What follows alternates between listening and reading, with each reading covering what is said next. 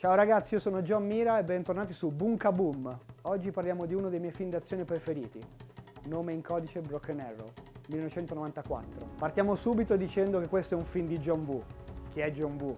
Nel settore è uno dei maestri. Nome in codice Broken Arrow è il secondo film americano di John Woo, in trasferta negli Stati Uniti, dove farà alcune pellicole che saranno sempre più famose, una dopo l'altra. Il film precedente di John Woo era più scanzonato, senza tregua, con Jean-Claude Van Damme. Questa volta c'è un'opera un po' più seria. La confezione a livello tecnico è superiore e la trama è molto più seriosa. Tra parentesi, io consiglio la visione di tutti i suoi film, sia quelli asiatici che fatti negli Stati Uniti. Chiusa la parentesi sul famosissimo regista, io consiglio la visione di questo film per validissimi motivi. Ok, nel cast c'è Christian Slater, che comunque è un attore a volte un po' zoppicante nella sua carriera, però nel ruolo funziona, il giovane eroe. La perla a livello di cast di questo film è un ottimo John Travolta, nella parte del villain. A livello tecnico sottolineo la bellissima colonna sonora di Hans Zimmer. Non voglio fare spoiler sulla trama, però secondo me il fulcro della sceneggiatura è la chimica fra il buono e il cattivo, Christian Slater e John Travolta. John Travolta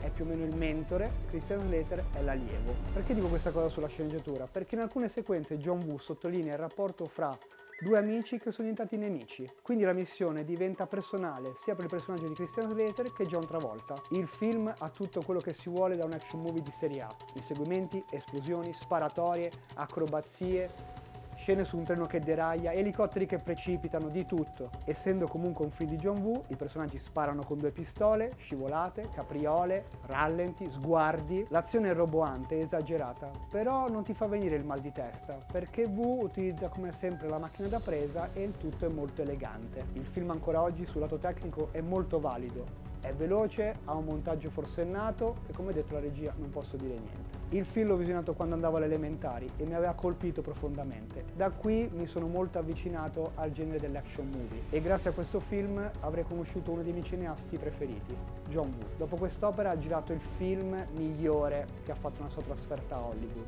Face Off. Ma di questo film ne parliamo in un altro video. E voi l'avete visionato, Nome in codice Broken Arrow? Fatemi sapere nei commenti cosa ne pensate. Consigliate il video, condividetelo, mettete mi piace e continuate a seguirci. Grazie ragazzi!